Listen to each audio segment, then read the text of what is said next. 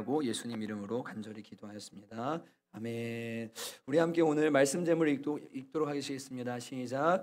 불의의 제물로 친구를 사귀라. 한 번 더 읽으실까요? 시작. 불의의 제물로 친구를 사귀라 라는 말씀으로 함께 하나님 말씀을 나누기 원합니다. 오늘 이 본문은 이단들이 자신들의 거짓 포교 활동을 포장하기 위해서 자신들의 거짓말과 불의를 변명하기 위해 사용하는 유명한 본문 중에 하나입니다. 이 본문의 내용은 여러분과 제가 익히 알고 계시지만 제가 그래도 연약한 분들을 위해 설명을 드리길 원합니다. 어떤 부자에게 청지기가 있었습니다. 그리고 이 청지기가 주인의 소유를 낭비한다라는 소문이 들린 겁니다. 그래서 이 주인이 그 종을 불러서 이제 이야기를 합니다. 이런 말이 어떻게 들리는 거냐? 이제 네가 보던 그 일을 좀 세매야 되겠다. 내가 너한테 재산을 맡기고 모든 걸 다 이렇게 잘 관리하도록 했는데 네가 지금 내 소유를 낭비한다는 말이 들린다. 그러니까 너가 결산을 해야 되겠으니 회계장부 가지고 와라. 정산을 좀 하자라고 뭐 하냐면 이렇게 이제 주인이 명령을 내리게 된 겁니다.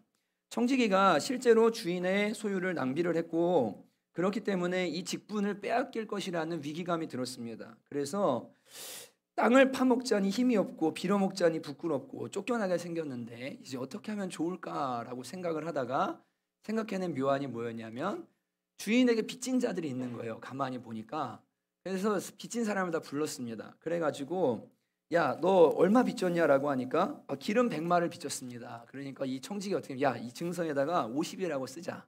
사용증을 고치는 거예요. 예, 중간에서. 그래서 그 빚진 사람의 빚을 반절로 뭐 하냐면 탕감을 해준 겁니다. 또 다른 사람을 불러가지고 너는 얼마 빚졌냐 그러니까 밀 100석 빚졌습니다 라고 하니까 이번에도 야, 여기 너 증서 가지고 여기다 80이라 써라 이렇게 하면서 그 주인에게 빚진 자들에게 뭐 하냐면 그 빚을 다 탕감을 이제 해준 거예요. 그랬더니 주인이 그 청지기가 하는 일을 가만히 보니까 옳지 않아요. 그런데 이를 지혜 있게 한 겁니다. 8절에 보시면 주인이 옳지 않은 청지기가 이를 지혜 있게 하였으므로 칭찬하였으니 라고 말합니다. 여기까지가 이제 비유예요. 주인이 이 청지기가 잘못하고 있는데도 칭찬을 했다는 겁니다. 거짓을 말하고 있고 횡령했고 그리고 차용 증서를 바꿔 썼습니다. 사기를 친 거죠. 근데 이걸 칭찬을 한 거예요. 그러니까 이단들은 결과만 좋으면 칭찬받는 거다. 거짓말해도 되고 방법은 중요하지 않다라고 이렇게 이제 하면서 그 사넘기기나 교회 속이는 거, 거짓말로 포교하는 활동들 이런 것들을 괜찮다라고 하는 그런 변명으로 삼는 본문인 겁니다. 근데 좀 이따 왜 말이 안 되는지 말씀을 드릴게요. 네, 주님이 그 뒤에 뭐라고 하시냐면 이 세대 아들들이 자기 시대에 있어서는 빛의 아들들보다 더 지혜로움이니라. 내가 너에게 말하노니 불의의 제물로 친구를 사귀라. 그 제물이 없어질 때 그들이 너희를 영주할 처소로 영접하리라. 이 종이 지금 불의를 행한 겁니다. 그런데 빚을 탕감해 줬기 때문에 나중에 이 빚을 탕감받은 사람 입장에서 얼마나 고마워요. 그러니까 이 사람이 쫓겨났을 때 이 사람을 이 청지기로 영접을 해주겠죠. 이제 이 얘기를 하고 계시는 겁니다. 그러면서 이 시대의 아들들이 빛의 아들들보다 더 지혜롭다라고 주님도 이 청지기의 비유를 들어서 이 시대의 아들들을 칭찬을 하시는 겁니다. 그러니까 이제 이단들이 이걸 자신들의 방패막이로 삼는 본문으로 삼고 있는 거죠. 마치 예수님께서 재물을 착복하고 유용한 종을 칭찬하신 것처럼 보이기 때문에 두 가지 오해를 사람들이 합니다. 첫 번째는 돈을 불이하게 벌어도 좋게만 쓰면 된다. 불이한 재물로 친구를 사귀라라고 하니까 어차피 세상살이 하면서 돈 버는데 불법 안 하는 사람 어디 있어. 그러니까 불의를 해도 일단 돈만 벌어서 결과적으로 유용하게 쓰면 괜찮은 거야 라고 이제 이렇게 오해를 하는 겁니다. 또한 거짓이라도 결과가 좋으면 칭찬받는다라고 뭐 하냐면 이 비유를 보면서 사람들이 오해하고 헷갈려 하는 겁니다. 근데 절대 그렇지 않습니다. 주님이 절대 그런 분이 아니시라는 걸 저와 여러분이 알죠. 첫 번째로 이 비유는 불의한 종의 도덕성을 지금 칭찬하는 게 아닙니다. 무엇을 칭찬하는 거냐면 불의하나 자신을 위해서 자신의 생명을 위해서 살기 위해서 지혜를 발휘한 그 지혜를 칭찬하고 있는 겁니다. 8절을 보면 주인이 이 옳지 않은 청지기가라고 말씀하십니다. 그러니까 여러분 지금 이미 도덕적인 판단은 뭐예요? 이 청지기는 옳지 않아요. 불의한 겁니다. 잘못하고 있는 거예요. 그럼 뭘 칭찬하는 겁니다? 뭘 칭찬합니까? 일을 지혜 있게 하였으므로. 이 사람이 지금 처리한 이 일에 있어서는 자기 생명을 위해서 한 이 행동에 있어서는 칭찬받기에 마땅하다라고 이야기하고 계시는 겁니다. 다시 말해서 불의하지만 자신을 위해 지혜를 발휘한 종을 빗대어서 너희들이 불의한 저 사람보다 너희들은 의로울 뿐 아니라 더 지혜로워야 되지 않겠느냐라는 말씀을 지금 여기서 하고 계시는 겁니다. 살기 위한 그리고 자기 생명을 위해 취한 이 행동의 지혜로움을 주님이 포커스를 맞춰서 칭찬하고 계시는 거죠. 예를 들면 이런 겁니다. 주님이 너희가 악한 자라도 자식에게 좋은 것을 줄 줄 알거든. 하물며 하늘에 계신 너희 아버지께서 구하는 자에게 좋은 것을 주시지 않겠느냐라고 하는 것처럼 악한 자라도 좋은 걸 줄 줄 알지 않냐. 이렇게 비유하시는 것처럼 야, 옳지 않은 청지기도 자기 생명을 위해 뭐가 지혜인지 알고 지혜롭게 행한다. 너희도 그렇게 지혜롭게 행해야 되지 않겠냐, 재물에 있어서 라고 주님이 가르쳐주고 계시는 내용인 겁니다. 저 나쁜 놈도 저렇게 지혜로운데 너희는 더 지혜로워야 되지 않겠느냐. 너희 생명을 위해, 너희 장래를 위해, 너희 미래를 위해서 참 지혜가 무엇인지를 배워라 라고 주님이 말씀하고 계시는 내용인 겁니다. 두 번째로 이 불의한 재물이라는 말이 중요합니다. 이 불의한 재물로 친구를 사귀라 라고 이렇게 주님께서 9절에 말씀을 하시니까 사람들이 돈을 어떻게 벌든지 간에 좋은 결과만 내면 돼 라고 생각을 하는데, 그건 이 불의한 재물이라는 말에 대해서 오해하기 때문에, 잘못 알기 때문에 생긴 결과입니다. 먼저 이 종의 재물은 실제로 불의한 재물이 맞습니다. 그래서 여기에 불의한 재물로 친구를 사귀라라고 말할 때 이 청지기가 한 행동은 이 말씀에 맞아요. 불의한 재물이에요. 거짓말로, 그리고 자기 것도 아닌 주인의 걸로 지금 다른 사람한테 선심을 베풀면서 친구를 사귄 거예요. 그렇기 때문에 불의한 재물로 친구를 사겨라라고 말할 때 첫 번째 의미는 이 종의 행동에 대해서 평가하고 있는 내용인 겁니다. 실제로 불의한 재물로 뭐냐면 친구를 사귄 거죠. 세상 사람들도 이렇게 합니다. 남의 거 훔쳐다가 자기가 좋아하는 사람 줍니다. 사깁니다. 그렇게 하는 거예요. 그냥 일반적으로 이 비유에 나온 이 내용과 그런 이야기를 주님이 하시는 겁니다. 근데 그렇다고 해서 이 말씀이 실제로 불의하게 돈을 벌어서 친구를 사귀라고 하시는 것이 아님을 저와 여러분은 모두가 다 압니다. 과연 불의한 재물이 무엇일까에 대해서 우리는 반드시 짚고 넘어가야 됩니다. 왜 예수님은 재물 앞에 불의한 재물이라고 표현하시면서, 이 구절은 예수님이 하시는 말씀이거든요. 내가 너에게 말한다. 너희도 불의한 재물로 친구를 사귀라고 말씀하신단 말이에요. 우리한테 불법을 해서 친구를 사귀라고 하시는 거냐? 그 이야기가 아니죠. 왜 예수님은 재물 앞에 불의한이라는 표현을 사용하고 계시는가에 대해서 우리가 함께 살펴볼 필요가 있습니다. 여기에는 세 가지 해석이 있습니다. 첫째는 이 누가복음을 쓴 누가가 재물에 대해서 비판적인 시각을 가지고 있었다라는 견해입니다. 이 누가복음을 사회복음이라고까지 표현을 합니다. 그래서 마태복음에 나오는 팔복에 심령이 가난한 자는 복이 있나니라고 이렇게 표현되어 있는 것을 누가복음에서는 그냥 가난한 자는 복이 있나니라고 이렇게 표현을 합니다. 말씀 곳곳을 보면 누가는 조금 영적이고 마음의 가난보다는 실제 육체적으로 가난한 사람들의 포커스를 맞추고 있는 것을 누가복음을 읽다 보면 우리가 좀 발견을 하게 됩니다.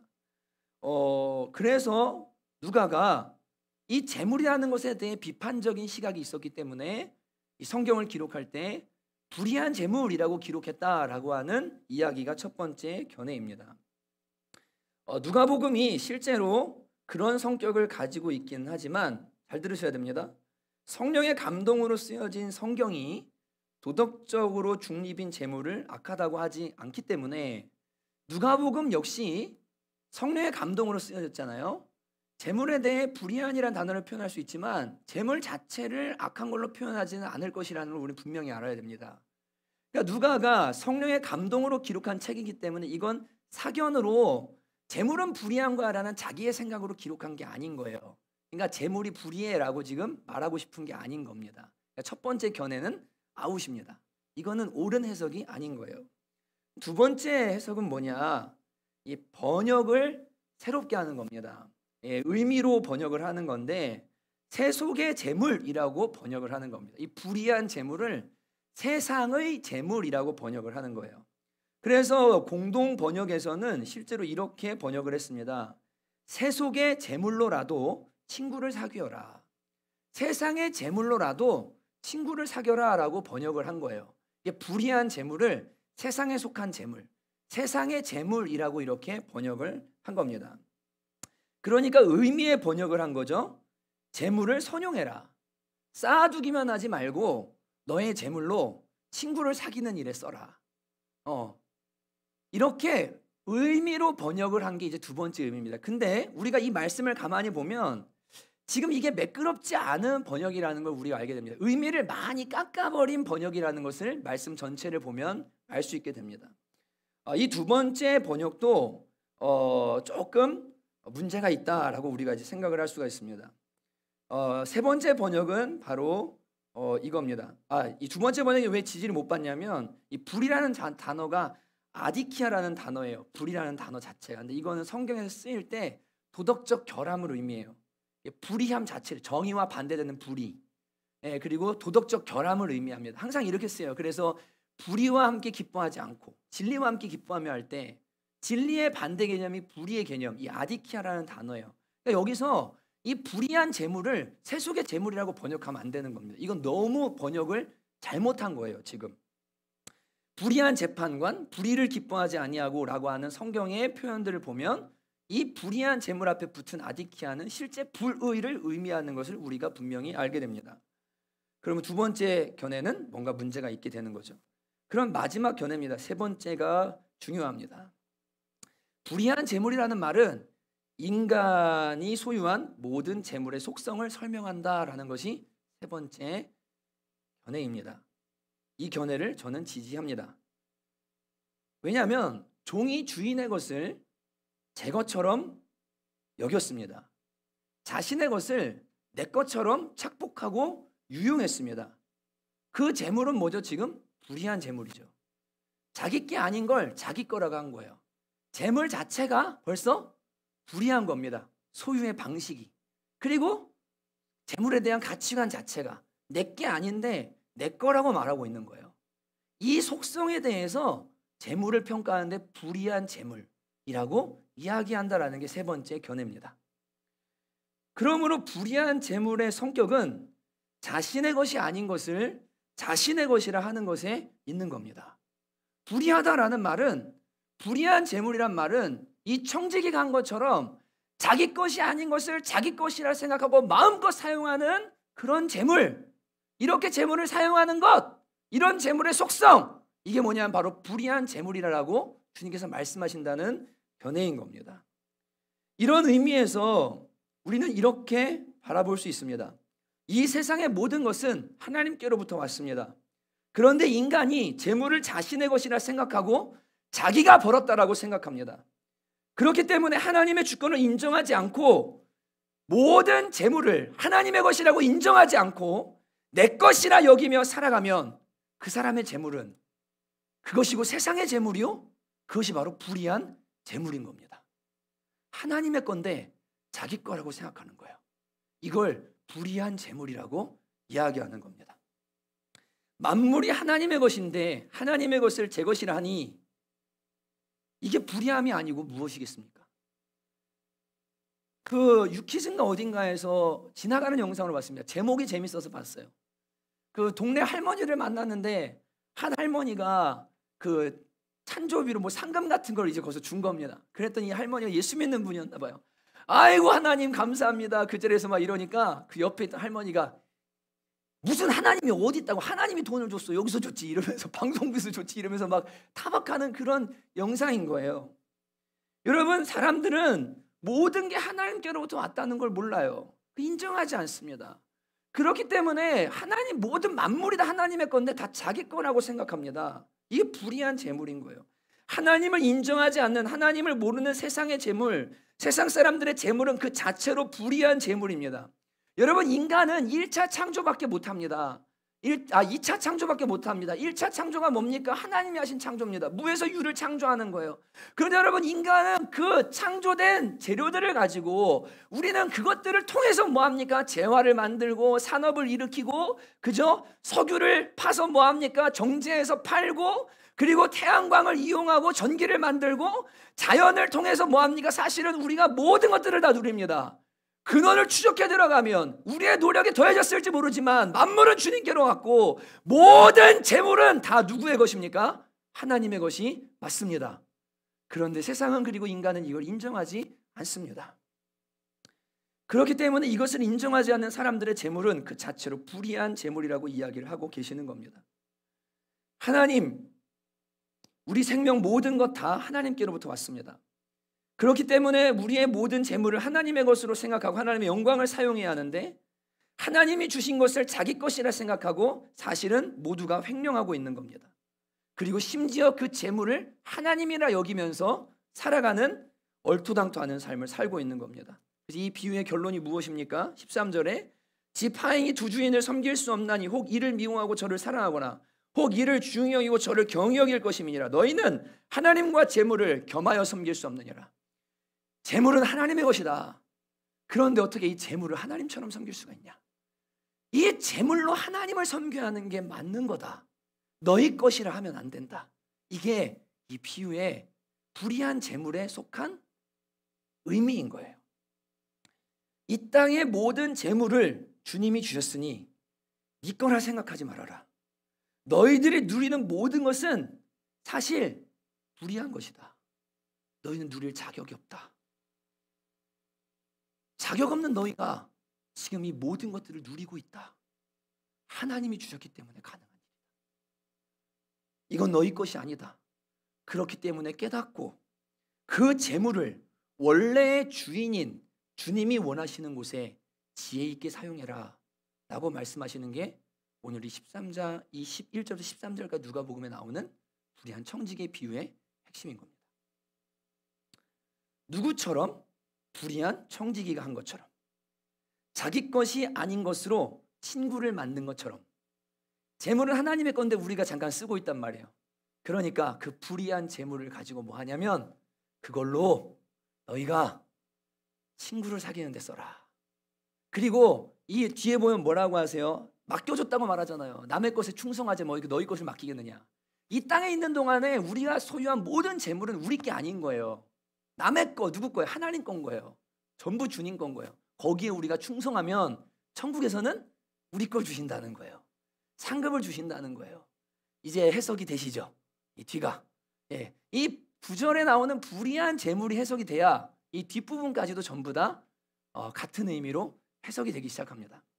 여러분, 그러니까 이 불의한 청지기가 한 것처럼 자기 것이 아닌 재물을 너희가 사용하고 있다. 그러니까 그 재물을 가지고 어차피 네 게 아니니까 너의 주인이 원하시는 대로 그 재물을 잘 사용해라 라고 말씀하시면서 주님이 불의한 청지기의 비유를 통해 그 재물을 사용해야 될 용처에 대해서 가르쳐주고 계십니다. 그 지혜를, 그게 뭡니까? 불의한 재물로 친구를 사귀라 라는 것입니다. 친구를 사귀라. 이제 이해되셨죠? 그러니까 불의한을 빼도 돼요. 의미 다 아셨으니까 재물로 친구를 사귀라는 겁니다. 이해되시죠? 어떤 친구를 사귀라고 말씀하십니까? 그 재물이 없어질 때 그들이 너희를 영주할 처소로 영접하리라. 영주할, 영원한 처소로 영접할 수 있는 친구를 사귀래요. 여러분, 지금 이 청지기의 비유는 비유예요. 이 청지기가 빚진 자에게 야 깎아줄게라고 했어요. 근데 이 사람들이 영주할 처소로 영접하는 게 아닙니다. 맞죠, 그죠? 이건 주님이 이제 결론에 하시는 해석의 말씀이세요. 너희가 불의한 재물로 친구를 사귀는데 어떤 친구를 사귀냐면 너희를 영주할 처소로 영접할 그 친구들이 있어. 그들을 사귀어라라고 주님이 말씀하고 계시는 겁니다. 영원한 처소로 우리를 들여줄 친구. 성경을 보니까 두 부류가 있습니다.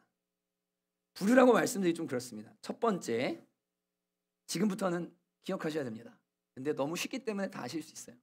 첫째는 저를 따라하십시오. 제물로 예수 그리스도를 사귀어라. 예수님은 우리를 친구라 부르시는 분이십니다. 예수님은 우리를 친구처럼 여기십니다. 그런데 이분이 우리를 영주할 처소로 우리 인도해 주실 수 있습니다. 우리의 재물로 누구를 사귀라고 하냐면 영주할 처소로 인도할 만한 친구를 사귀는데 그 친구 중에 첫 번째가 누구시냐면 우리는 이 재물로 예수님을 사귀는데 사용해야 됩니다. 가장 좋으신 친구 예수 그리스도를 재물로 사귀라라고 말씀하십니다. 어떻게 사귀는 겁니까? 제가 그냥 쉽게 말씀드릴게요. 재물보다 그리스도를 선택하고 재물보다 그리스도와 동행하는 길을 선택하고 또한 재물을 그리스도께 드리고 재물을 그의 몸된 교회와 그의 뜻을 따라 사용함으로 재물로 그리스도와 사귀게 됩니다. 두 가지가 필요한 겁니다. 그리스도를 얻기 위해서 재물을 포기하는 것이 필요하고요. 그리고 내게 주어진 재물을 그리스도를 위해 드림으로 뭐 하냐면 그리스도와 사귐이 필요한 겁니다. 무슨 말인지 이해가 되시죠? 예수님을 알고 예수님과 잘 사귀기 위해서 재물을 포기해야 되는 일들이 생깁니다. 이게 재물로 주님을 사귀는 거예요. 어차피 재물은 불의한 것이고 내 거 아니니까 나 저거 없어도 돼. 하나님 필요하면 주실 거야. 나는 예수 그리스도가 중요해. 나는 주님을 사귈 거야. 난 주님이 중요해. 라고 하는 버림이 하나 필요하고요. 그 다음 또 하나는 내가 가지고 있는 재물을 그분이 기뻐하시는 뜻에 따라 사용함으로 그분과 동행하는 삶, 그분의 뜻을 행함으로 그분과 가까이 사귀는 삶을 재물을 통해 살으라고 말씀하시는 겁니다. 주님이 요한복음 14장에 말씀하셨잖아요. 너희가 나를 사랑하면 나의 계명을 지키리니 나를 사랑하는 자, 내 계명을 지키는 자에게 아버지께서 그를 사랑해 주시고 나도 그를 사랑하여 그에게 나를 어떻게 한다고요?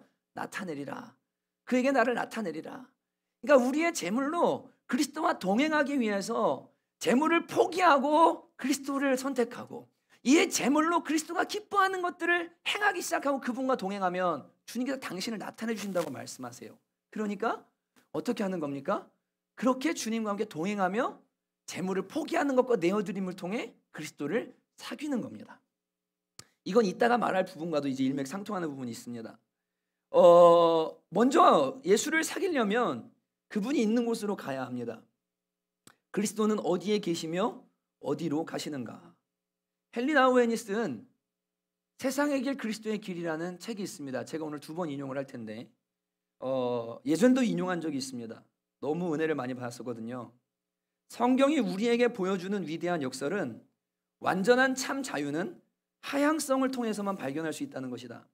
하나님의 길은 힐로 낮아지는 길이다. 복음은 상향성, 위로 올라가기를 원하는 중심의 사회를 지탱하고 있는 기본 전제를 근본적으로 전복시킨다. 가히 이 세상의 엄청난 흐름에 역류하는 혁명적 삶을 결단하라고 복음은 우리에게 도전한다라고 이야기합니다. 예수님이 어디에 계시는가? 헨리 나우엔은 하버드대를 나왔거든요. 그런데 장애인 공동체에 가서 일생을 교수를 다 내려놓고 장애인을 돌보면서 삽니다. 그래서 그가 쓴 그 글의 내용인 거예요. 복음은 우리에게 상향성을 향해서 가라고 하지 않는다. 하향성의 삶을 요청한다. 우리에게 낮아지라고 이야기한다. 그리고 예수님은 내리막길에 계신다라고 이야기합니다.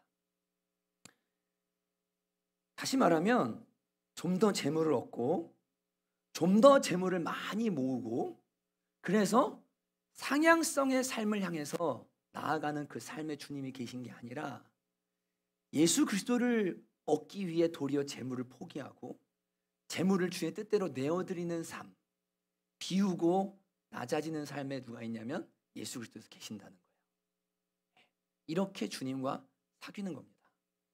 이게 바로 부자 청년에게 주님께서 요구하신 삶이었습니다. 마태복음 19장에 보면 재물이 많은 한 청년이 예수님을 찾아와서 말합니다. 제가 무슨 선한 일을 하여야 영생을 얻으리까?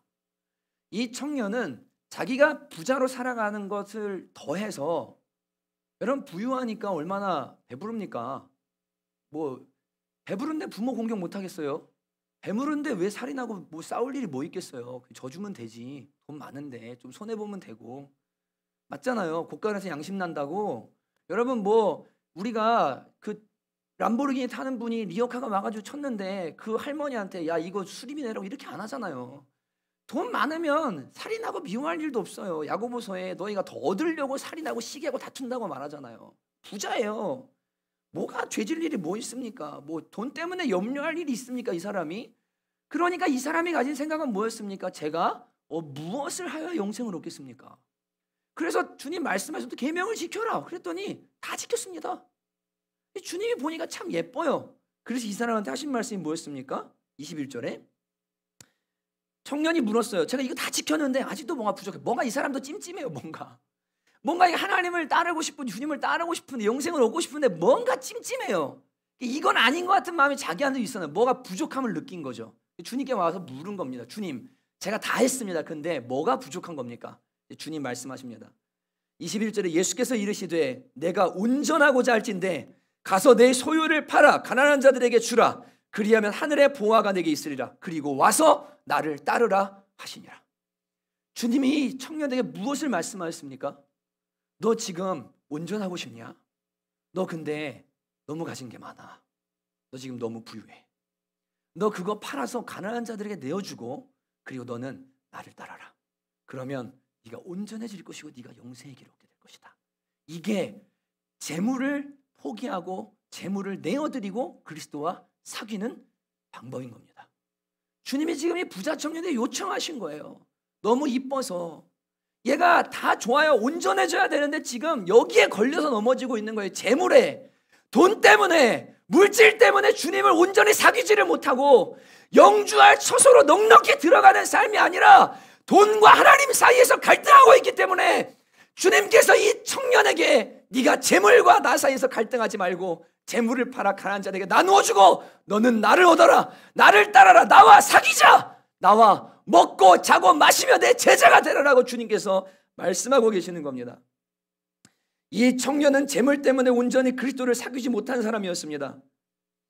저는 목회하면서 재물 때문에 온전히 그리스도와 사귀지 못하는 많은 사람들을 봅니다. 그리스도와 사귐이 있기는 있는데 재물이 포기가 안 돼서 주님을 온전히 사귀지 못하는 사람들을 너무 많이 봅니다. 재물을 더 얻기 위해 재물에 대한 열정 때문에 그리스도에 대한 열정이 없고 재물 때문에 주일 예배를 포기하고 재물 때문에 훈련을 포기하고 재물 때문에 그리스도를 얻는 일을 포기하는 사람들을 교회 안에서 너무 많이 봅니다. 재물 앞에서 번번이 그리스도를 사귀는 것에서 막히는 사람들을 봅니다. 저 돈 문제만 좀 극복되면, 저 문제만 좀 극복되면 주님을 얻을 수 있을 텐데 그 문제 앞에서 항상 넘어지는 사람들을 교회 안에서 많이 봐왔습니다.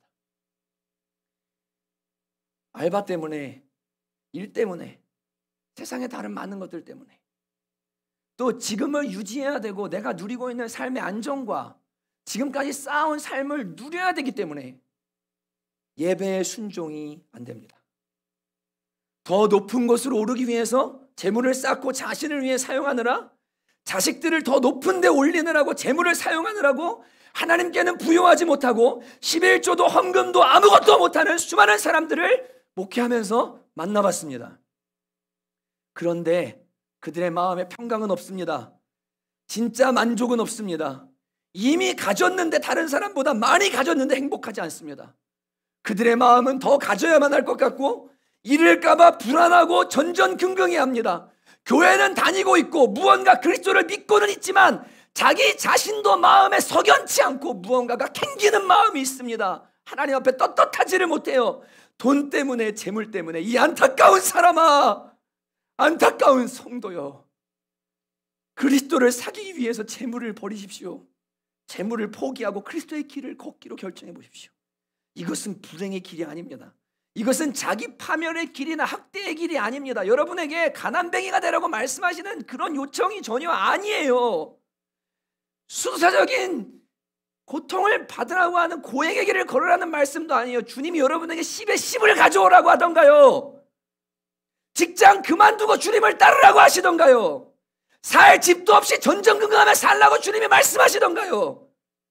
재물에 매이지 않고 진정으로 자유할 수 있는 길이 있습니다. 이것은 극단적인 무소유를 말하는 것도 아닙니다.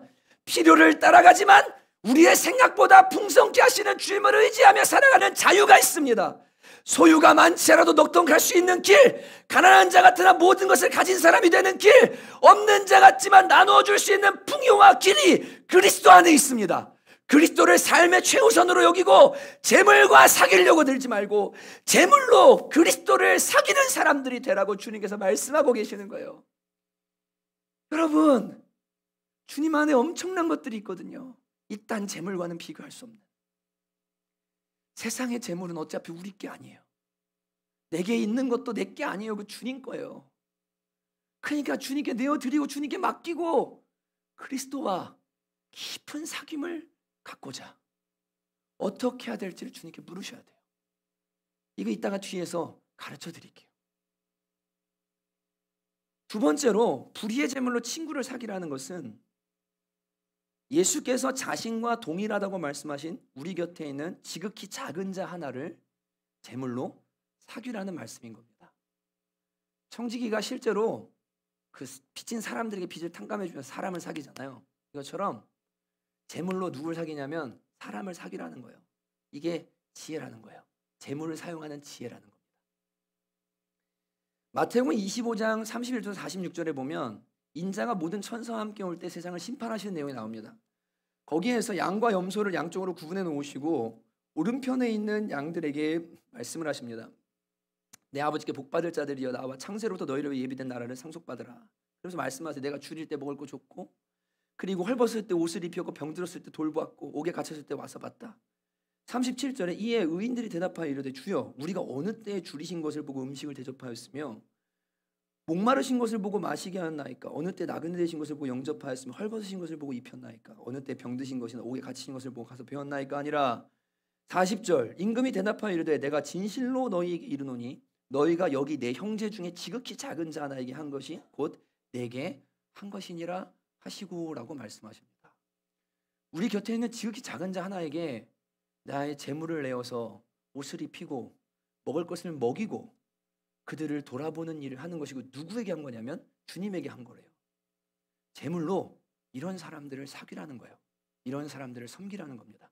이게 불의한 재물로 친구를 사귀는 것이고 영주할 처소로 들어갈 친구를 사귀는 거라고 주님이 말씀하십니다. 왜 이게 영주할 처소로 들어가는 일입니까?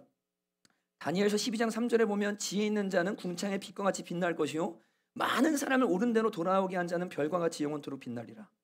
재물로 많은 사람들을 섬겨서 이 사람들로 하여금 주님께로 많이 돌아오게 하잖아요. 이 사람은 하늘에 뭐와 같이 빛나요? 별과 같이 빛나는 사람이 된대요. 여러분 디모데전서 6장 17절 19절에 말합니다. 네가 이 세대의 부한 자들을 명하여 마음을 높이지 말고 더 높은 데로 올라가려고 하지 말고 정함이 없는 재물에 소망을 두지 말고 오직 우리에게 모든 것을 후히 주사 누리게 하신 하나님께 두며 선을 행하고 선한 사업을 많이 하고 나누어 주기를 좋아하며 너그러운 자가 되게 하라. 이것이 장래에 자기를 위하여 좋은 터를 쌓아 참된 생명을 취하는 것이니라. 영주할 처소를 예비하는 것이고 진짜 생명을 취하는 일이 뭡니까?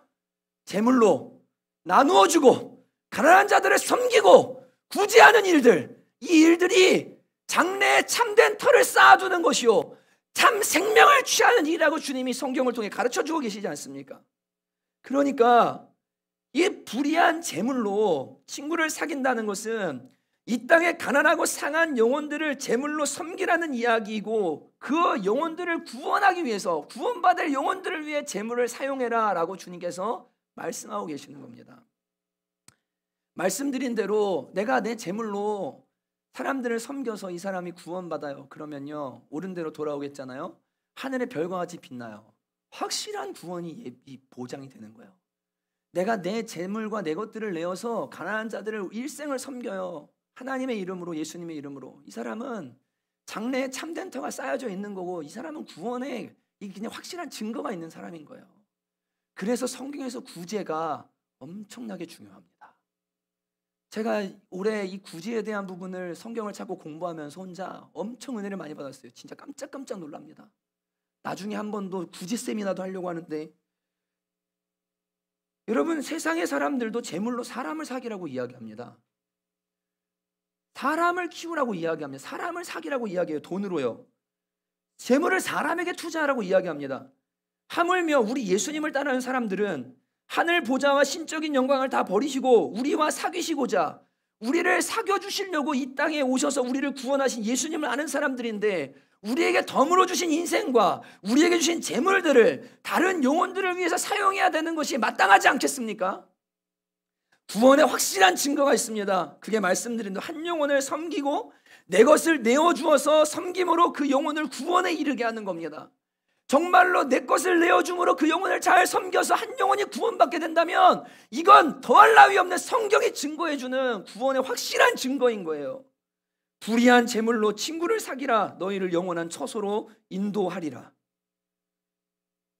여러분, 내 재물을 써서 한 영혼이 구원받도록 막 애써가지고 이 사람 예수 믿고요, 나 하나님 자녀 됐어. 이 사람이 어떻게 할까요? 이 사람만 천국 갈까요? 하나님 앞에 천국 가면 이 사람 내 뒤에 서 있겠죠. 저 사람 때문에 구원받았습니다. 저 사람 자기 것을 내어서 저를 사귀었습니다. 제가 저 사람 때문에 구원받았습니다. 하나님, 저 사람 상 주셔야 됩니다. 저 사람 복 주셔야 됩니다. 영혼을 위해 재물을 사용하는 것, 가난하고 병든 자들 구제를 위해 재물을 사용하는 것이 바로 재물로 친구를 사귀는 것입니다. 성경에서 구제를 얼마나 귀중히 여기는지 제가 새벽엔가 언젠가 설교한 것처럼 3대 경건 중에 첫 번째가 구제입니다. 구제, 기도, 금식. 기도와 금식보다 구제가 도리어 더 주님이 첫 번째로 다루고 계세요. 말씀에서요. 얼마나 중요한지에 대해서 성경을 보면 진짜 많이 느끼게 돼요. 사도행전 10장에 보면 이방인들 중에 첫 열매가 나옵니다. 이방인들 중에 첫 열매가 나와요. 성경에 기록된 누구죠? 고넬료가 나옵니다. 여러분들, 고넬료에 대한 평가가 뭔지 아십니까? 로마의 백부장이에요. 근데 이 사람이 어떻게 하나님을 알게 된 사람 같아요. 근데 이 사람의 평가가 이렇습니다. 사도행전 10장 2절에 그가 경건하여 온 집과 더불어 하나님을 경외하며 백성을 많이 구제하고 하나님께 항상 기도하더니라고 이야기합니다. 근데 여러분, 4절에 보면 천사가 와서 이 고넬료에게 이렇게 말해요. 잘 들으셔야 됩니다. 내 기도와 구제가 하나님 앞에 상달되어 기억하신 바가 되었으니 라고 말씀하십니다. 하나님이 이방인들 중에 첫 열매, 성령이 내린 첫 열매를 주님이 선택을 하시는데 어떤 사람을 선택하셨냐면 백성을 많이 구제한 사람. 그래서 천사가 와서 뭐라고 말하냐면 네 기도가 응답됐다라고 말하지 않고요, 너의 기도와 구제가 하나님 앞에 상달되었다라고 말씀합니다. 불의한 재물로 영혼을 사귀라. 구원받아야 할 영혼, 가난한 영혼, 이들을 사귀고 이들을 섬기고 이들을 주께로 인도하기 위해서 재물을 사용하는 것, 이것이 바로 하나님께서 받으시는 엄청나게 귀한 제사입니다. 이것이 재물을 지혜 있게 사용하는 방법인 것입니다. 요약하면 예수님을 얻기 위해, 그리고 영혼을 얻기 위해, 사람을 얻기 위해 재물을 포기하고 재물을 사용하는 것, 그것이 바로 불의한 재물로 친구를 사귀는 지혜인 겁니다. 재물을 사용하는 지혜인 거예요. 어떻게 해야 할 수 있을까? 우리는 이 인간 자체가 날 때부터 교만해가지고 상향성을 향해서 나가도록 죄 가운데 물들어져 있어요. 자꾸 높은 데로 가고 싶고 더 많이 갖고 싶고 더 화려하고 싶고, 자꾸 이게 우리의 죄악된 본성이에요. 그러니까 이걸 어떻게 할 수가 없어요. 또 문제는 이렇게 말씀을 드려도 예수님이 뭐 그렇게 중요한 가치인가, 그리고 그 한 영혼을 구원하는 일이 내 재물을 쓸 만큼 그렇게 중요한 일인가? 라고 하는 영적인 어둠이 있습니다. 깨닫지를 못하는 거예요. 보지를 못하는 거죠. 하나님 나라를. 이게 해결이 돼야 돼요. 그러니까 다시 말하면 우리는 할 수가 없어요. 이 본성상. 이 본성이 깨져야 되고, 그리고 하나님과 예수님이 그렇게 중요하고, 그리고 영혼이 그렇게 하나님 나라가 그렇게 중요해라는 것을 볼 수 있어야 되는 게 보지 못해 눈이 가려져서, 이 두 가지를 한 번 해결할 수 있는 게 뭐냐면 바로 성령 받는 일입니다. 성령 받는 일이에요. 성령을 받고 성령으로 충만해지면 이 문제가 해결됩니다.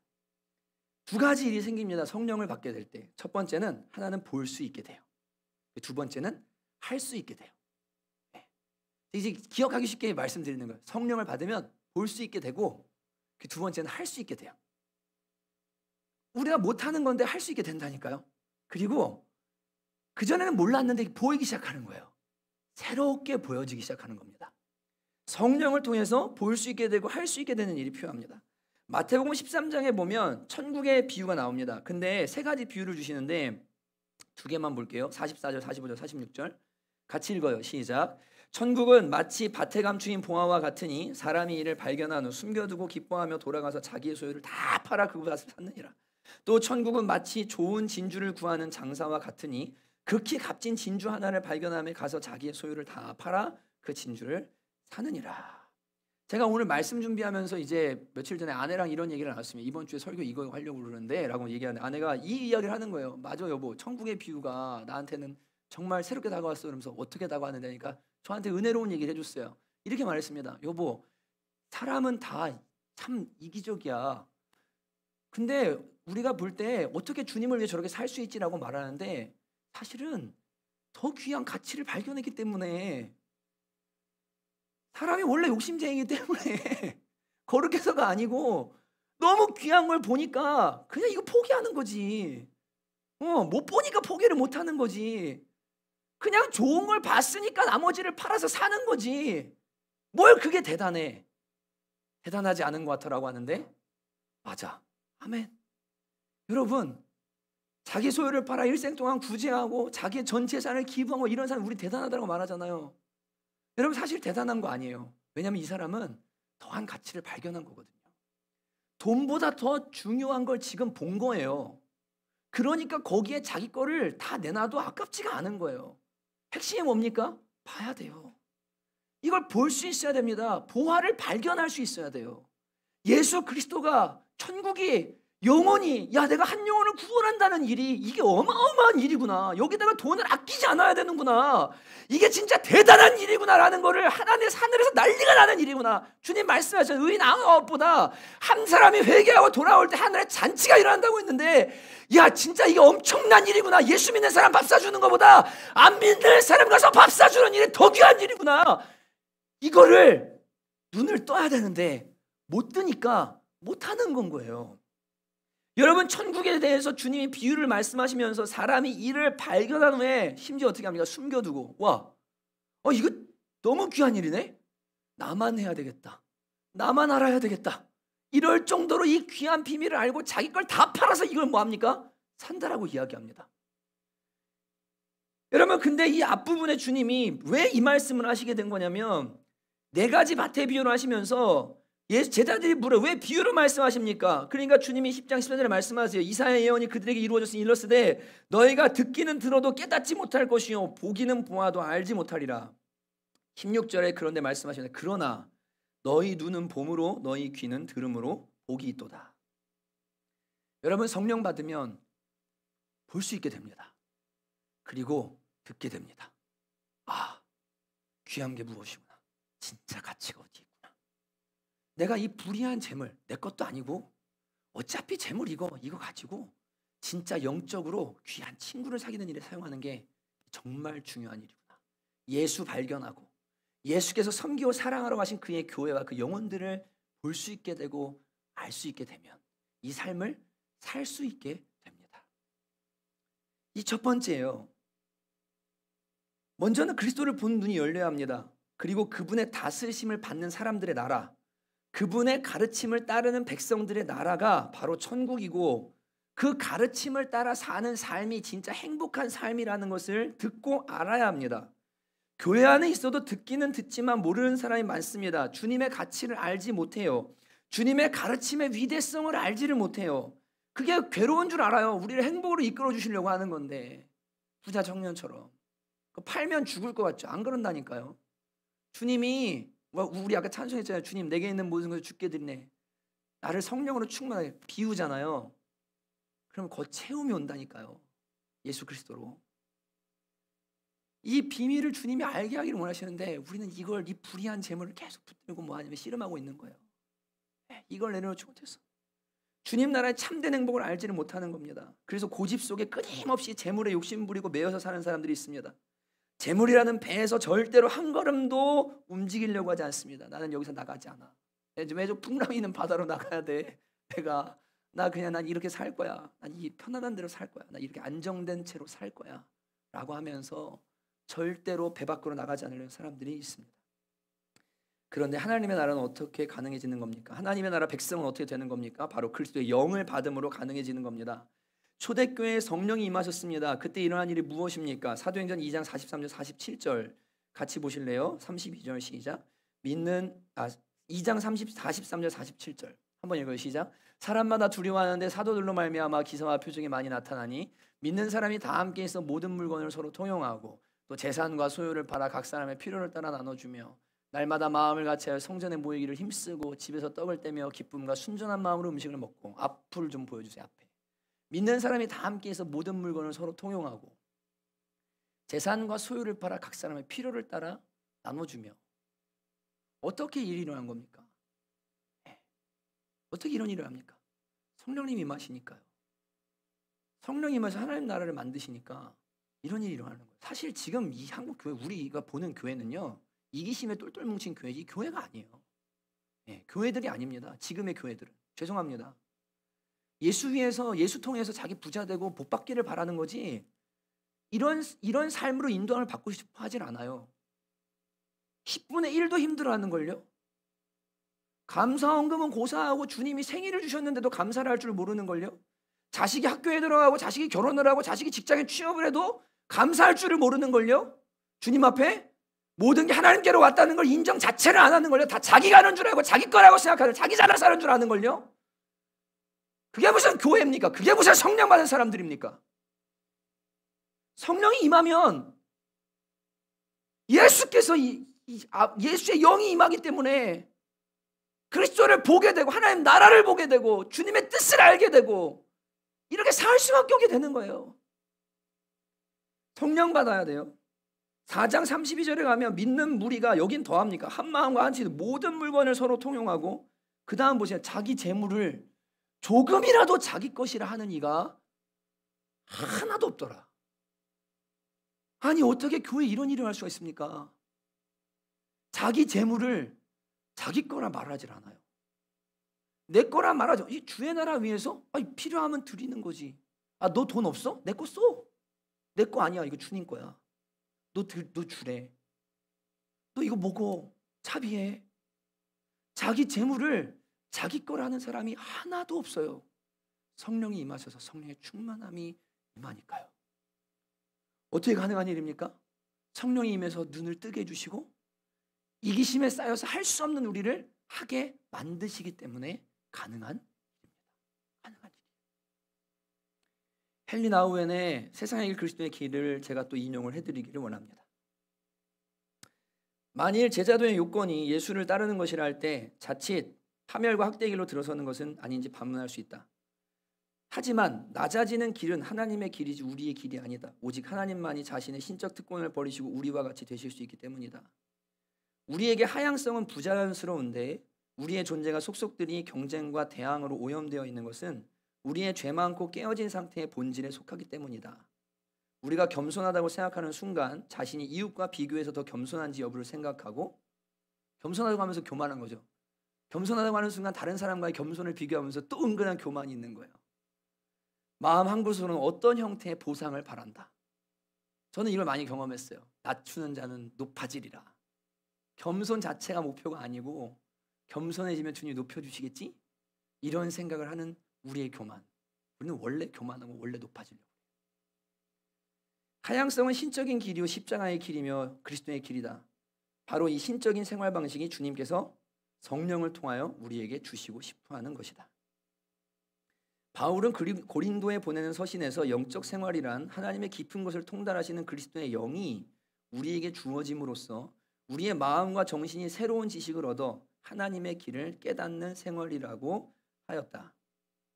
성령이 우리를 모든 진리 가운데로 인도하실 것이란 말씀은 성령이 우리로 하여금 신적인 삶, 새로운 때, 새로운 마음으로 사는 새로운 백성으로 만드는 삶에 온전히 참여하도록 하시리라는 것이다. 우리는 그리스도의 영 안에서 그리스도의 영을 통하여 모든 시공간에 살고 있는 그리스도들이 된다. 작은 예수가 된다는 거죠. 성령 안에서 성령을 통해 예수님이 하셨던 모든 것을 알게 되고 그분이 행하셨던 모든 것을 할 수 있게 되는데 이것이 하나님의 위대한 지혜이다. 성령을 통해서 우리는 예수의 삶을 살게 되고 예수님이 하시는 그 일을 하게 되고 그 진리를 깨닫게 되고 우리가 할 수 없는 그것들을 거슬러서 할 수 있게 된다라고 이야기하고 있는 겁니다. 2021년에 저는 두 번째 신년주일 10일 지나고 17 이제 오늘 17일이죠. 네, 세 번째 설교를 하고 있습니다.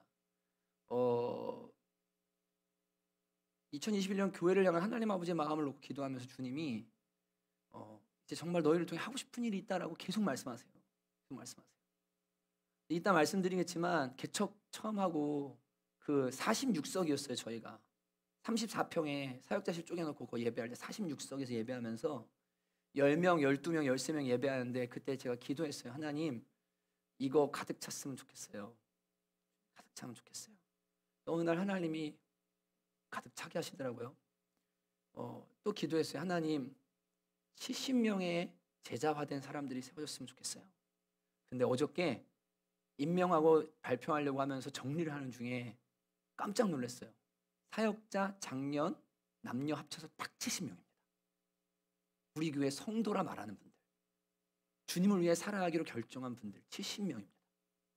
청년까지 합치면은 117명인가 되고 그 다음에 중고등부 아이들과 유초등부 아이들까지 합치면 178명이 됩니다. 70명의 제자화된 사람들을 주시려고 기도했는데 아니 샜는데 딱 70명이에요. 거짓말 안 하고 깜짝 놀랐다니까요. 네. 작년 남녀 61명에 사역자와 사모들 9명 딱 해가지고 딱 70명 떨어진 거예요. 제가 어제 울었어요. 책상에 앉아서. 진짜 울었어요. 펑펑. 하나님이 70명을 주셨네. 주님 또 기도합니다. 주님 이제 300명입니다. 제가 말씀드렸죠. 우리 300명 이상 안 한다고. 근데 300명. 제자화된 300명. 그럼 여러분 동네가 아니라 나라 바꿀 수 있다니까요. 근데 어떤 사람들이 되냐면 배 밖으로 걷는 사람들이어야 돼요. 그리고 자기의 재물을 자기 거로 생각하지 않고요. 주와 복음을 위해 영혼을 얻기 위해 다음 세대를 얻기 위해서 쏟아 부을 수 있는 사람들이어야 돼요. 그런 사람들을 통해서 주님이 역사하기를 원하세요. 주님이 이 말씀을 제 마음에 주시면서 재물에 대한 하나님의 그리스도를 얻기 위해 친구를 사귀기 위해 재물을 어떻게 선용할 것인가에 대해 2021년 방향성을 설정하라고 주님께서 말씀해 주셨습니다. 이 자리에 함께 예배하고 계시는데 그 박정희 성도님, 저는 이제 성도님이라고 부를 겁니다. 그 모란역에서 김지원 집사님과 배경환 집사님이 두 번 연이어 만나셨고 우리 교회 지지난 월요일에 오셔서 저와 여기서 한 40분 정도 대화하시고 하는데 우리 박정희 성도님이 저한테 저는 나그네가 아닙니다. 저 지금 잠깐 어렵지만 저 원래 노숙하는 이런 사람 아닙니다. 그러시면서 계속 하시는 말씀이 저 이 교회 성도 되기 원합니다. 저는 교회 다니는 거지 여기 뭐 얻으려고 오는 거 아니고 제가 지금 어렵지만 필요한 거 있으면 조금만 주시면 됩니다. 가방 하나 달라고 하시더라고요. 가방 드리고. 지난 금요일에 오셨을 때도 제가 뭐 필요한 거 없으세요? 필요한 거 없다고 이러고 가셨어요. 근데 우리가 볼 때 우리는 집이 있고 지금 소유를 말하는 게 아니고 잠잘 집이 있고 월세지만 옷이 있고 맨날 갈아입을 옷이 있고 이렇지만 박정희 성도님의 삶은 지금 그렇지 않거든요. 되게 어려운 상황 중에 계세요. 근데 도리어 저분이 저를 엄청 부유하게 만들어 주셨어요. 제가 그날 아내와 얘기 나누면서 많이 울었어요. 너무나 감사해서. 저한테 말씀을 자꾸 하셨습니다. 저 헌금할 겁니다. 헌금할 겁니다. 이게 박정희 성도님 죄송합니다. 제가 나그네들을 많이 만나봤기 때문에 그냥 이분이 또 헌하시는 분인가? 그런 분이신가? 마음 한편에 반반. 교회 생활 잘하시면 감사하고. 근데 반반 생각을 하고 있었는데 주일날 오신 거예요. 실제로 약속한 시간에 오신 겁니다. 아침에 저기 안양에서부터 거기서부터 여기로 오신 거예요. 예배 오셔서 약속한 시간에 와서 앉으셨어요. 예배가 끝나는데 헌금 봉투를 달래요. 그래가지고 헌금 봉투를 누구한테 찾아가지고 제가 보니까 청년들한테 좀 써달라고 눈이 잘 안 보이세요. 그래갖고 그 소원이한테 써달라고 한 것 같아요. 그래서 맞지? 헌금하면 들어있어서 제가 그 내용을 보고 이제 넣어놔가지고 아직 다 완전히 읽지 못했는데 여기다 넣으시면 됩니다라고 해서 근데 그 써가지고 이제 부탁을 하셨다 그러고 본인 이름의 약자를 써가지고 이렇게 그 헌금함에 넣으셨습니다. 그러면서 저한테 목사님 제가 말씀드린 저 헌금할 겁니다 라고 하면서 이렇게 말씀해요. 저 주일 헌금 2만 원 할 겁니다 매주. 근데 제가 어려워서 2만 원을 다 못 할 수도 있는데 10,000원을 넣으셨어요 헌금 봉투에. 그리고 제 앞에서 넣으셨어요 헌금함에다. 그러면서 하시는 말씀이 제가 2만 원을 할 거고 코로나가 좀 지나서 제가 생활이 괜찮은 주일 헌금을 저는 4만 원을 할 겁니다. 그러면서 이렇게 말씀하셨습니다. 제가 하나님 앞에 약속한 걸 못 지키면 하나님 앞에 죄송해서 얼굴을 들 수가 없습니다. 제가 2만 원 하나님 앞에 헌금하기로 약속한 거 주일날 지키기 위해서 최선을 다할 겁니다. 목사님 저 위해 기도해 주십시오. 그리고 제가 너무 고마워서 그 마음이 밥 먹으러 가실래요? 순댓국집에 가자고 그랬어요. 그랬더니 이분이 자꾸만 안 먹으신대요. 그리고는 비닐 안에 쌓아놓은 그 밥, 다 식은 그 밥을 말씀하시면 저 저거 먹으면 돼요. 그러세요. 아니 따뜻한 밥 한 끼 드시고 가세요. 그랬더니 순댓국집 앞에 저랑 실랑이 했습니다. 뭐라고 하셨는지 아십니까? 목사님, 제가 밥 먹으면 교회 재정 써야 되는 거 아닙니까? 아니 제가 사드리는 거예요. 아니 그 돈이 그 돈이죠. 목사님 다른 사람 사주세요. 저 찬밥 먹으면 돼요. 교회 돈 그렇게 쓰면 안 됩니다. 왜 내가 먹을 거 있는데, 내가 할 수 있는데 왜 제가 급한 먹습니까? 저 찬밥 먹어도 됩니다. 그냥 갈래요. 목사님 저 그냥 갈래요. 그럼 그냥 가셨어요. 제가 돌아서서 저분이 진짜다. 이방의 백성들 중에 이만한 믿음을 만나보지 못했다라고 주님이 칭찬하신 그 칭찬이 저분에게 도리어 있겠다.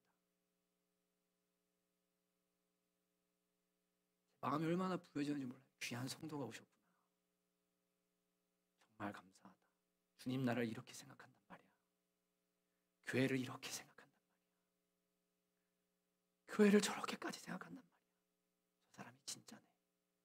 걔 와서 하느라 얘기하면서 가정예배 드리고 진짜 많이 울었어요. 이 자리를 빌어 고맙다고 말씀드리고 싶습니다.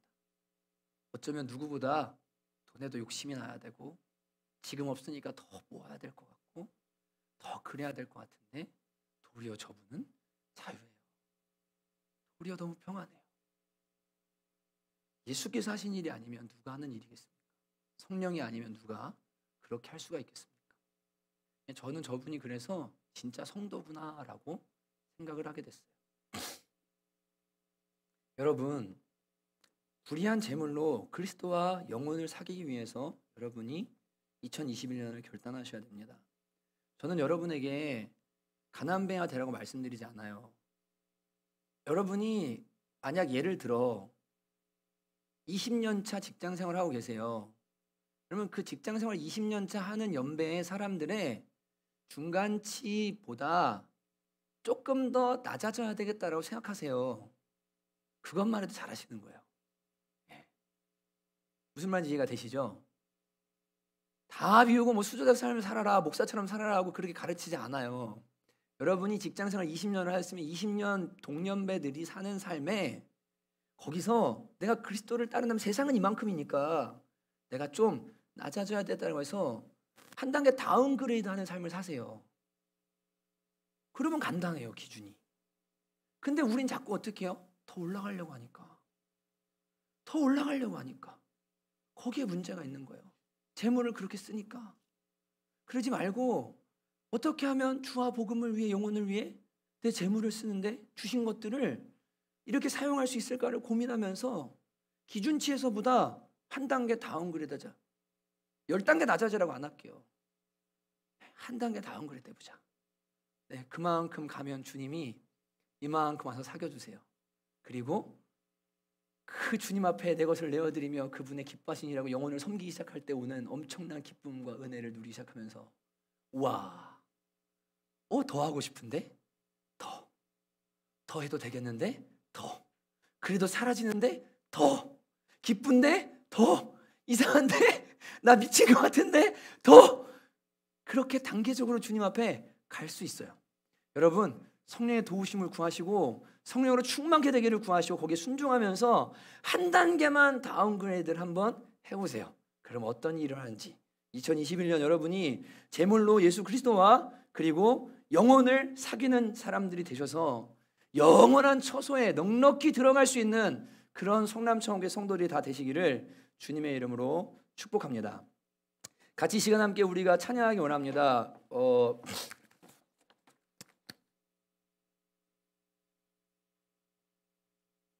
오늘 이제 저희 집주인 김정동 씨의 생일이에요.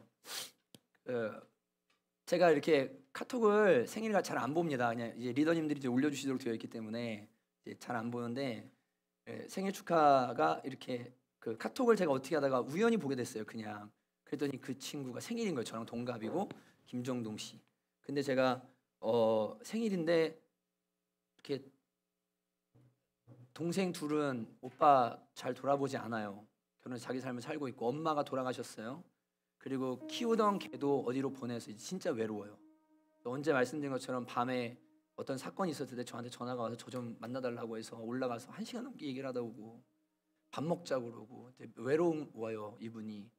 생일을 좀 축하해주고 싶다라는 마음이 들었는데 이제 그 마음을 갖고 제가 이렇게 올라왔는데 내려갔다가 성민 목사님이랑 우리 저 공간 좀 보러 이렇게 갔다가 올라왔는데 마침 위에서 담배 이렇게 피고 있는 거예요. 2층에서 베란다에서. 제가 인사했습니다. 여러분, 내일 생일이시는데 어떻게 하셨어요? 그래서 내일 저녁 드실래요? 그랬더니 목사님 시간 괜찮으시면 저야 좋죠.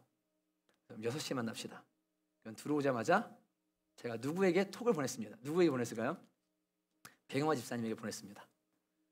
왜냐하면 제가 백영화 집사님한테 옛날에 얘기했거든요. 집사님 음식을 잘 하시는데 그 음식으로 좀 제가 섬기고 싶은 사람들을 좀 섬겨줄 수 있으시면 좋을 것 같습니다. 언제든 부탁하세요. 제가 백영화 집사님한테 톡을 보냈습니다. 집사님, 저기 내일 저희 집주인 형제 생일인데 예쁘게 식탁 좀 차려주세요. 맛있게 선교사님들 대접할 때 하는 것처럼 정말 예쁘게 좀 차려주세요. 그래서 집사님 한 분이랑 사역자 한 명 같이 갈 테니까 생일 축하해주고 싶으니까 상 좀 차려주실 수 있습니까? 그랬더니 집사님이 너무 좋죠. 너무 기쁘죠. 그리고는 아멘하고 뭐 하냐면 자기 집에 그 테이블에 이제 오늘 생일상을 차려주십니다. 그러면 제가 그 형제를 데리고 가서 생일 축하한다고 같이 밥 먹고 케이크 불어주고 이제 오늘은 제가 얘기할 거예요. 교회 한번 와보라고. 교회 한번 와보라고 얘기할 거예요. 제물로 우리 집 밥으로 내 요리 실력으로 영혼을 섬겨요. 얼마나 귀한 일입니까? 그리고 한 영혼이 구원받아 주님 알게 될 때 얼마나 기쁠까요? 올 한 해 좀 우리의 열정과 우리의 생각이 예수 그리스도와 영혼 그리고 가난한 자 하나님이 기뻐하시는 구제의 사역들과 뜻들 이런 것들을 향해서 집중되어지고 그것들을 내 삶을 드리면 주님이 이제 우리 삶을 통해 역사를 일으키실 겁니다. 이 찬양 부르실 때 가사가 오늘 우리 찬양과 우리 말씀과 너무 잘 맞습니다. 같이 한번 부르겠으면 좋겠습니다.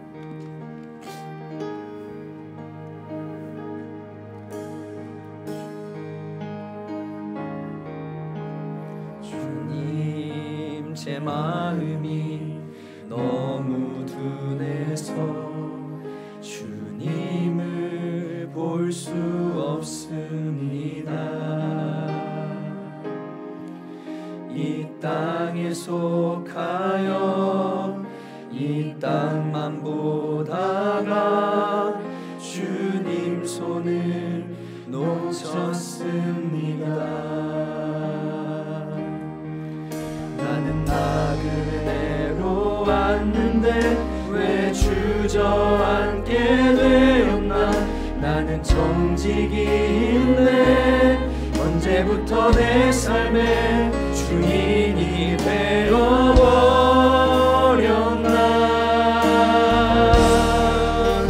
믿음이 없이는 기쁘시게 못하나니 고된 수고도 다 헛될 뿐이라.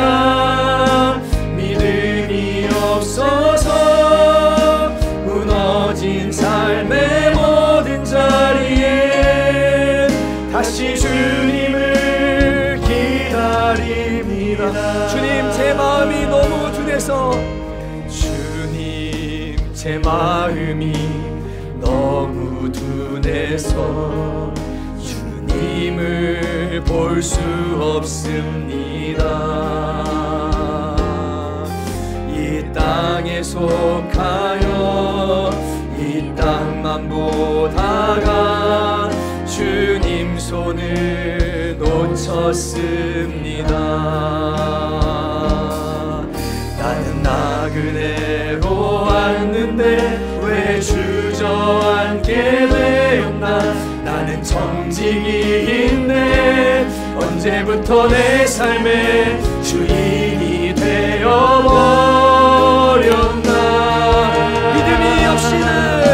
믿음이 없이는 기쁘시게 못하나니 고된 수고도 다 헛될 뿐이라. 믿음이 없어서 무너진 삶의 모든 자 다시 주님을 기다립니다. 성령이여 임하여 주옵소서. 믿음이 없이는 기쁘시게 못한 주를 찾는 자 반드시 만나리. 아멘. 믿음이 없어서 무너진 삶의 모든 자리에 다시 주님을 기다립니다. 믿음이 없이는 기쁘시게 못한 주를 찾는 자 반드시 만나리.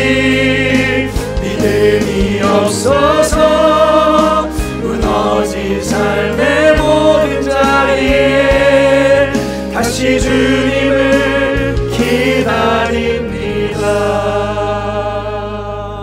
여러분, 우리 시간 기도합시다. 여러분들 가운데 잘하고 계시는 분들 많이 계십니다.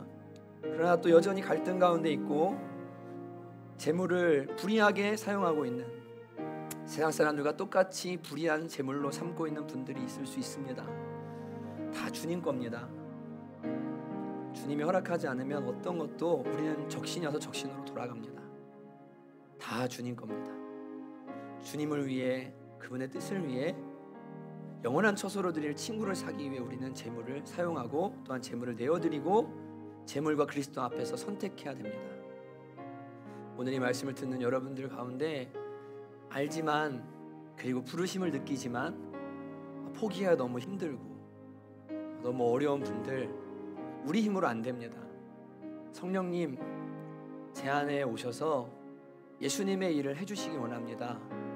저도 진짜 한 번 사는 인생인데 돈의 노예로, 물질의 노예로 살지 않고 예수님의 종으로 살아가기를 주님 진짜 원합니다. 주님 찾으면 만난다고 해주셨으니 저 만나주시기 원합니다.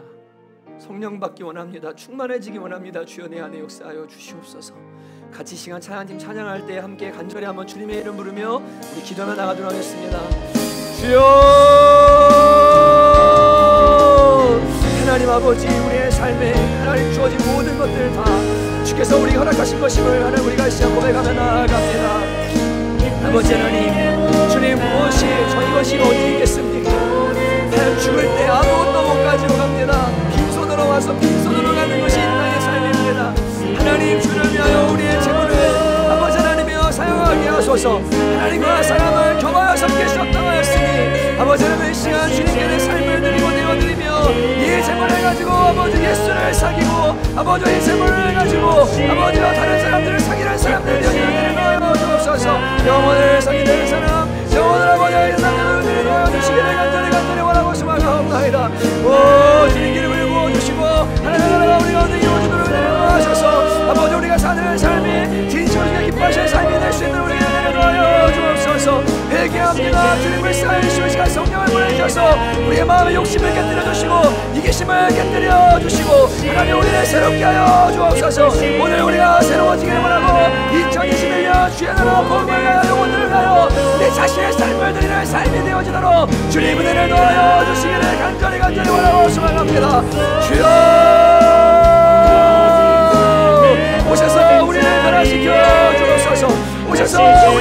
다시 마음으로 임재하여 주옵소서. 믿음이 없이는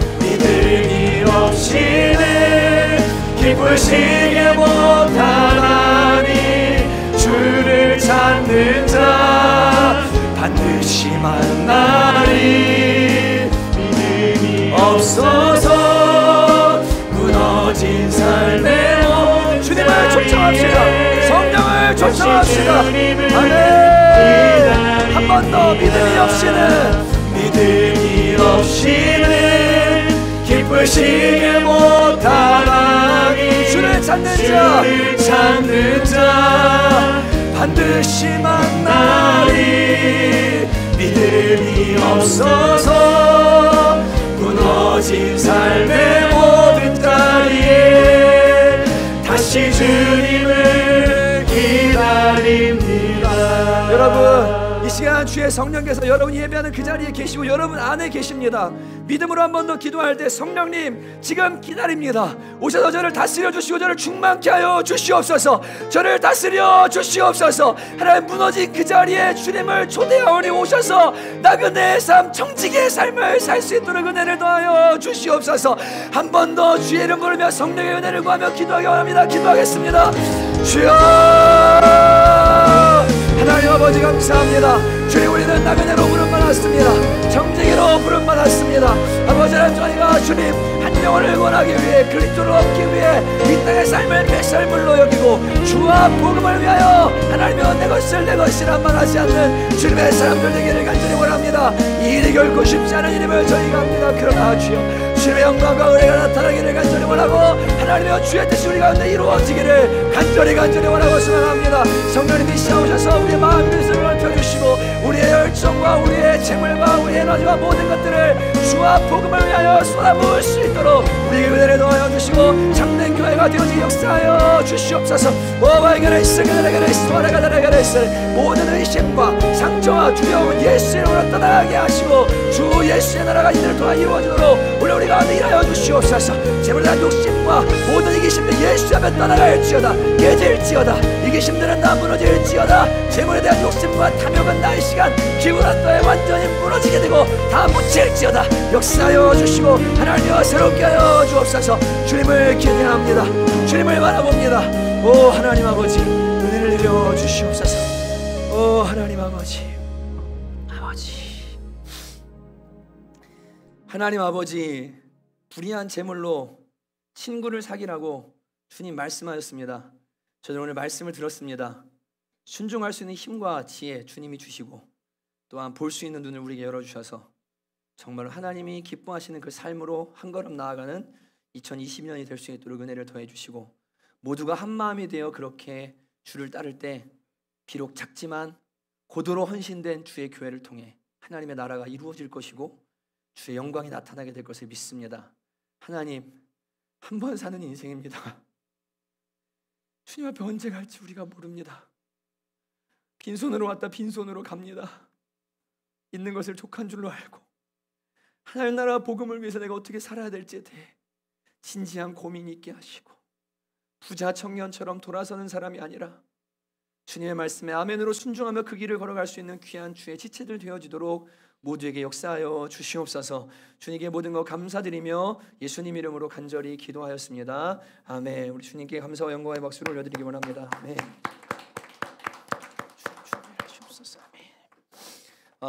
이제 여러분